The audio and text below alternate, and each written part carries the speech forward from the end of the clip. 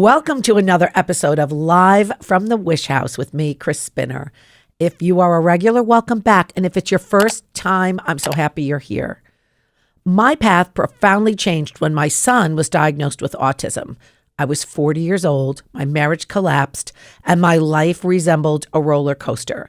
It was time for a life reinvention, and I began to develop my own Chris-losophies to navigate and thrive. And that umbrella is what my life is shaped under.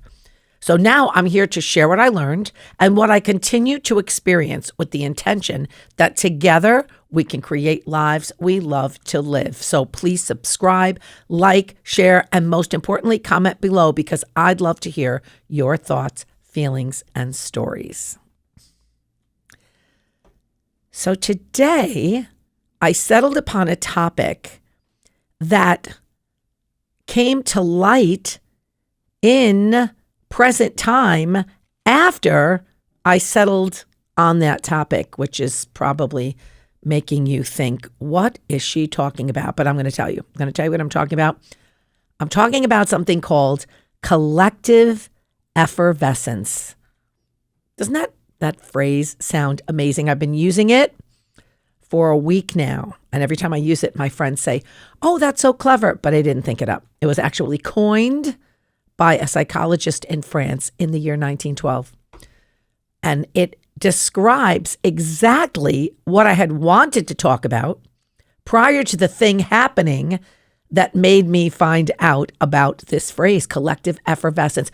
Effervescence reminds me of soda.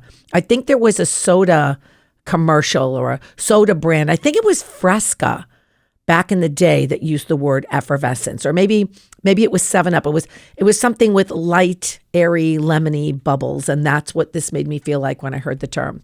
Collective light, airy bubbles, collective joy, collected connectiveness, something that, as you know, if you're a regular listener, I think we are craving. And what is the thing that made this beautiful term come across my feed, if you will? The New York Knicks won the championship. So regardless of when you're listening to this episode, I think that's part of New York and United States history now. So you can recall what that felt like.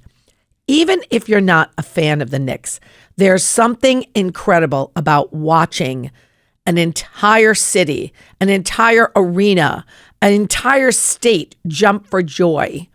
People looking at one another in the eye, feeling like hugging people that they don't even know. People are talking on the subway. People are talking in the stores. People are talking on social media. Everyone is connected through this one event. The Knicks won this championship. And I'm going to tell you, for me, I watched, full disclosure here, I watched the last 3 games. I'm not a fair weather fan.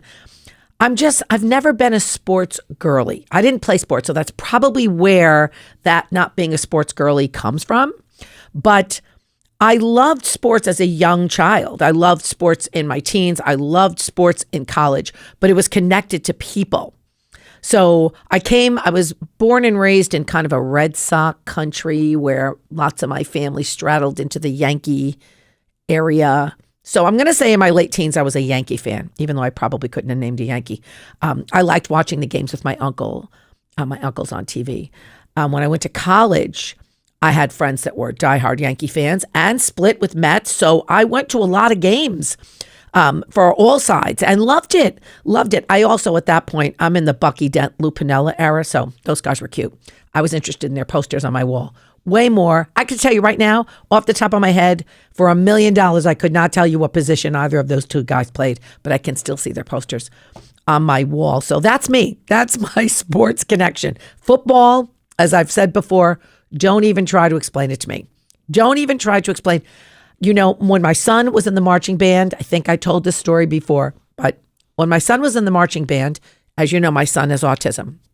So his participation in the marching band was with me as well. I was functioning as his shadow aide as well. We had someone else that did that, but most of the time I was the one sitting in the stands with him and helping him navigate this incredibly great experience that he had the opportunity to gain from.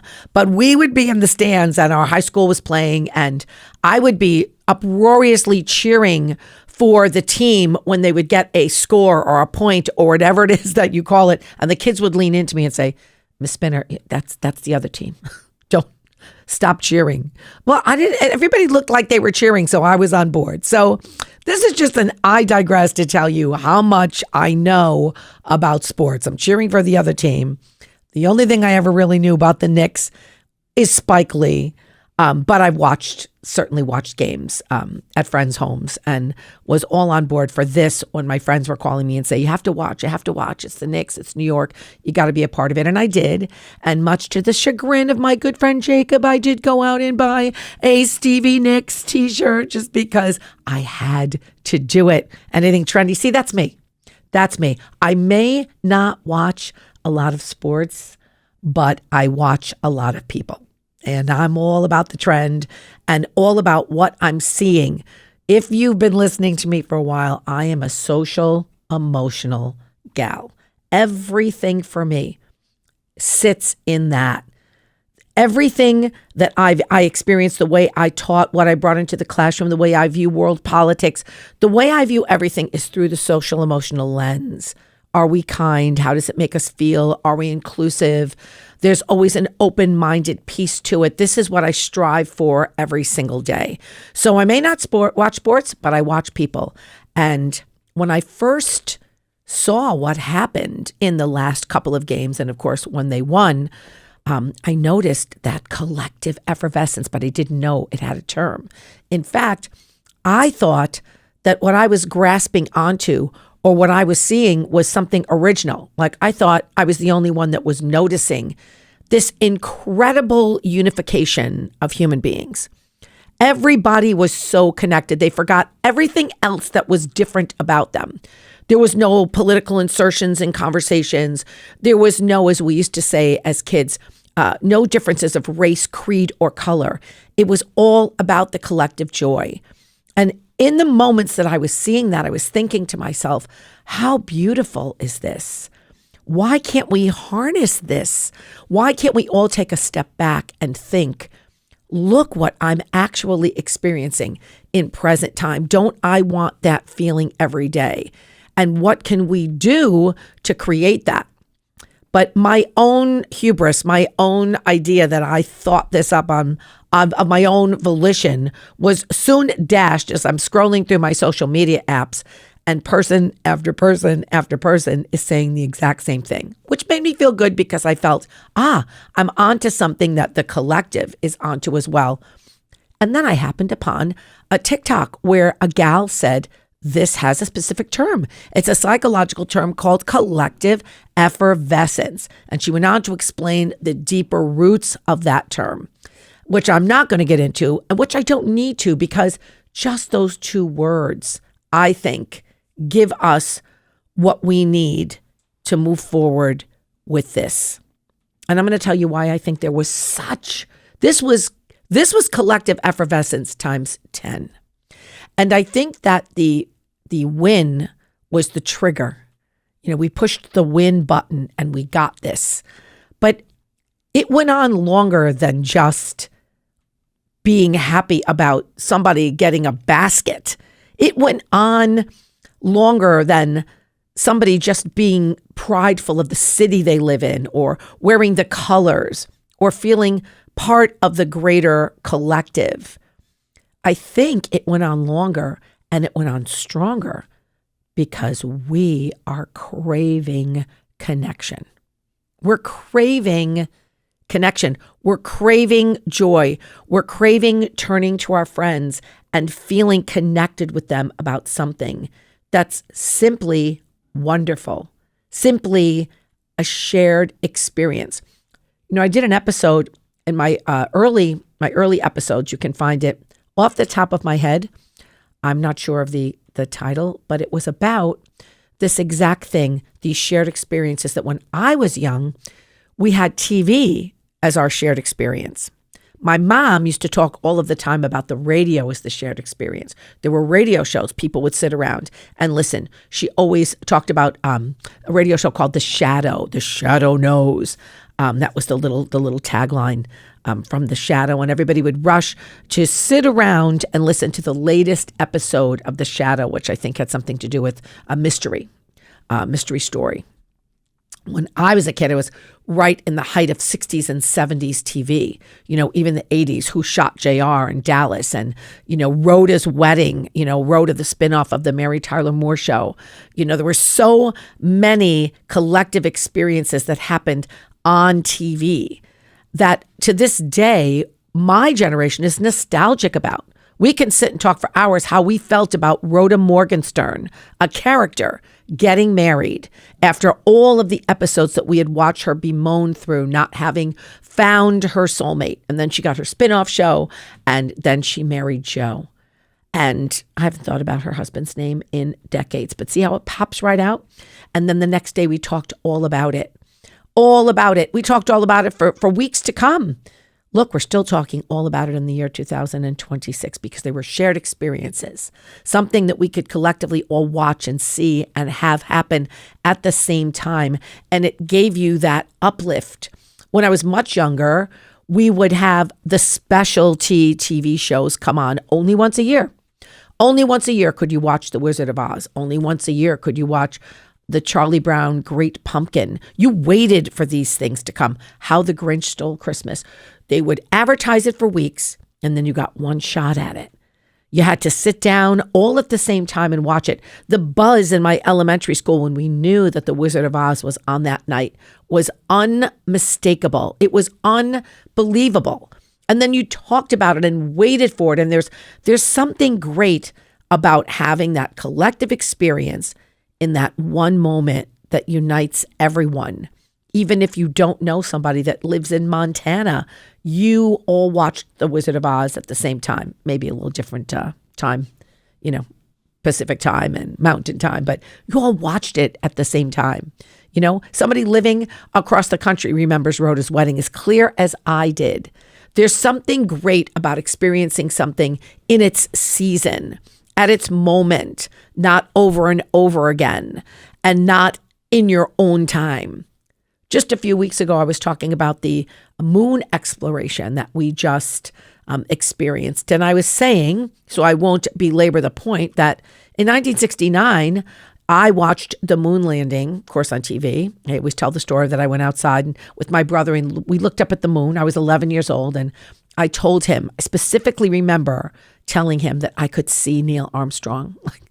I was so convinced that I could see Neil Armstrong. It just felt like I could see movement up there. And I think that imagination and that creativity and that passion and that connectiveness, that effervescence came from that connected experience. We were all talking about it. We were all on the phone. We all experienced it. We all experienced it from my parents and their friends all the way down to me and my elementary school friends. The President of the United States was in on it. We were all in on it. We weren't watching it in our own streaming. And of course, technology in so many ways has gotten us to the point of having these great experiences at our fingertips, which is marvelous, for lack of a better word. But this time around, even though there was such a fervor about watching the astronauts and knowing who they were and special songs attached to them and all sorts of, moon experience fever was generated across the country, you could still watch it when you wanted. So if I was out at a meeting, I could come home and I could get a recap on it. I could, watch it on a streaming app. I could watch it in my car. I could watch what was happening on my phone in my car all by myself. And then I could call my friends and talk about it, but maybe they'd already seen it. Maybe they've already gotten past the effervescence part. So the connection had a little bit of a weak link. The chain is definitely a little loose. When you have a necklace or a bracelet and you've got to get the pliers out and just connect that little link in your chain. I think that we're operating now on a lot of unhinged little links in the chain. And when this happened, when this happened and exploded upon the scene in real time, it was simply a win, a piece of joy, something in a world that, as we all are feeling for a variety of reasons, feels so dark and feels so sad in so many different arenas of thought. This was a one thing.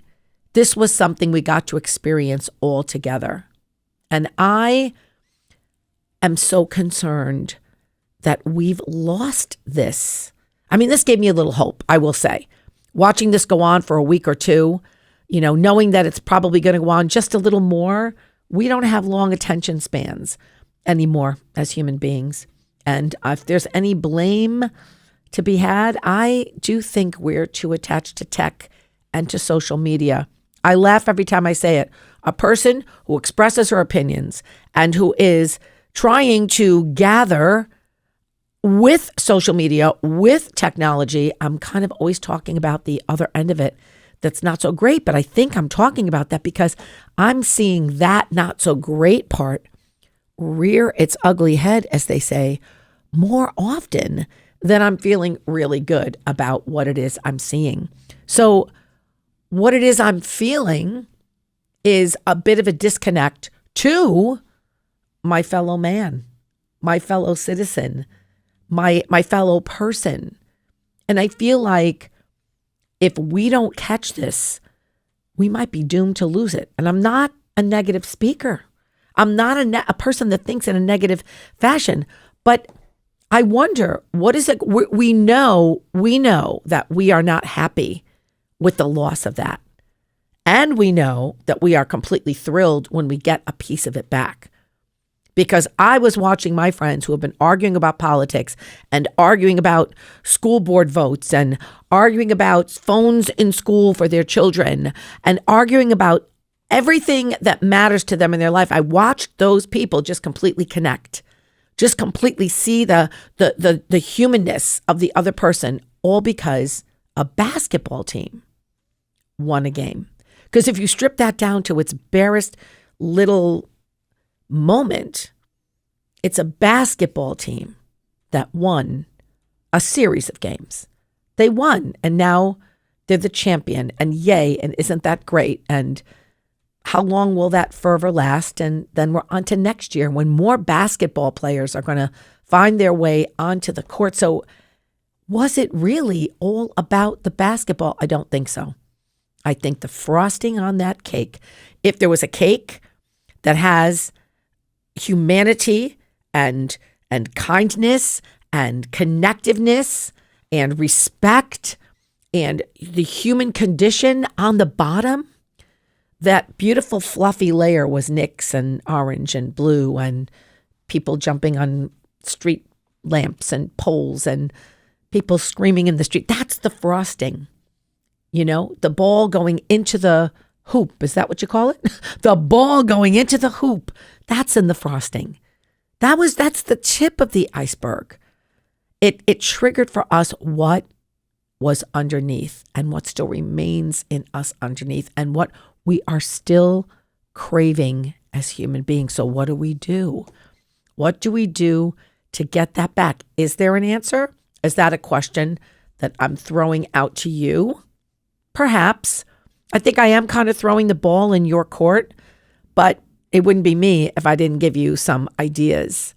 And I think that for me, how I am trying to hold on to what I now know is collective effervescence is to stop being so connected to the world through a lens, that I can experience the world without a lens, without a camera. I got a new phone the other day, and the first thing that the salesman said to me was, oh, this is a great phone that you've chosen. It has 2 cameras. And I thought, what are you going to do with 2 cameras? This is me, okay? I'm sure if you're younger and you grew up in the tech world, you would know right away what you would do with 2 cameras. Meanwhile, I'm thinking, why do I need 2 cameras? I'm trying to get away from the one camera. I'm trying to get away from the one camera where when I sit down at a table, my first thought isn't, I need to take pictures of all of my friends at this table. Where my first thought isn't, I need to take out my phone so that I can take a picture of what I'm eating. And this man is telling me, You have two cameras now. Now there's two lenses to experience the world through in your own solitary purview. Now there's two ways to do that right in your hand. I'm thinking that if we are so nostalgic for what was, if we are so nostalgic for times before social media kind of took over, then we have to place ourselves in that kind of a mentality. So do I want to get rid of social media altogether? Absolutely not. Do I want to get rid of tech altogether? Absolutely not. But I think that the words sad, depressed, not out of sorts, not feeling a balance, not feeling connected, I think all of those descriptions come from the fact that we've lost the ability and that we have lost the opportunity for collective effervescence in our small friend groups, in our family, in our neighborhood, in our community, in our country, and in the planet. Thinking so many years ago that they used to have block parties. I'm sure some people still have block parties, but I found myself for the most part living in suburban neighborhoods. So I wasn't really in a city atmosphere for most of my life. Even the apartment buildings that I lived in were more in suburban set communities, right on the periphery. And that was a thing. That was a thing in the 70s and the 80s and the 90s, block parties. Everybody would make dishes and bring out tables and chairs, and they would call the city and say, can you block our street for the day? And then everybody would sit in the middle of the street, and these block parties could get really blown up into little bands would come and perform, or before there was karaoke, people would be singing, somebody would have a guitar, kids were running around, the street lights would come on, everybody was spraying off on their children, and everybody was connecting. There was it was an Instamatic camera. You had to wait 2 weeks to see the prints of the block party. I don't see any more block parties. Like I said, maybe I'm just living in the wrong area for block parties, but I don't see that connectiveness anymore. I think that if we want to have some of those sensibilities back, we have to make the conscious effort to connect. We have to say to a friend, let's do this thing without the social media component. Let's be in this moment. We have to start small. I think it's building blocks. I think if we want for the collective effervescence of something huge to remain, we have to now take from that and just work backward. When my son was learning, when he was studying and learning skills through his ABA program, they had a term they would use was called backward chaining.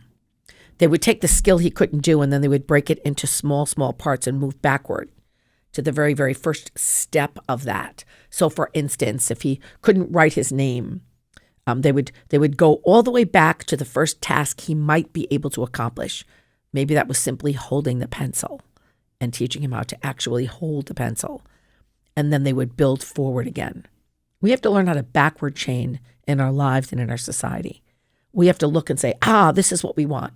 We want this. And it just seems that we only get it once in a blue moon. But if we really want it, if we really want to find that balance, if we really want to create a kinder society, a more gentle society, or at least a more thought-filled society, a more respectful society, one where people have open minds and are listening, really listening to what the other person has to say about their condition, about their experience. If we want to create a community that is all-inclusive and that feels great to everyone, I know it sounds a little Pollyannic because we're always going to have an up and down, but I'm talking about in general. So many people today, life was so much better when I was a kid. Was it? Was it so much better when we were kids? I don't think so. I could go off on a tangent now and name lots of stuff in the 60s and 70s and 80s that were not great. But I can remember that the decorum, I can remember that the connectiveness, I can remember that the effervescence was really overflowing at different periods of time in my existence, whether it was a big event or something just in my community. So my suggestion is that we backward chain. Go back to what we really like. We really like a happy thing. We really like looking at a person in their eye and saying that was fun. So now we have to think of something to do so we can say that. Invite your neighbor over for a cup of coffee. Go sit. You see them on the stoop at night. Go over and sit with them for 20 minutes, for 30 minutes. Get off the screen. Go to the local ball games. I always tell people that are kind of sad around the holidays, okay, so if you don't have any kids in the house to make you feel uplifted, go to the local Christmas pageant, okay? Go to the local school concert. Avail yourselves of present things, small and large, that will give you that effervescence. I think it's up to us.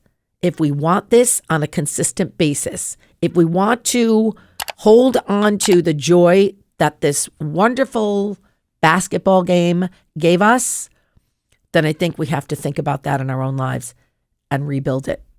What do you think? You can let me know next time here at the Wish House.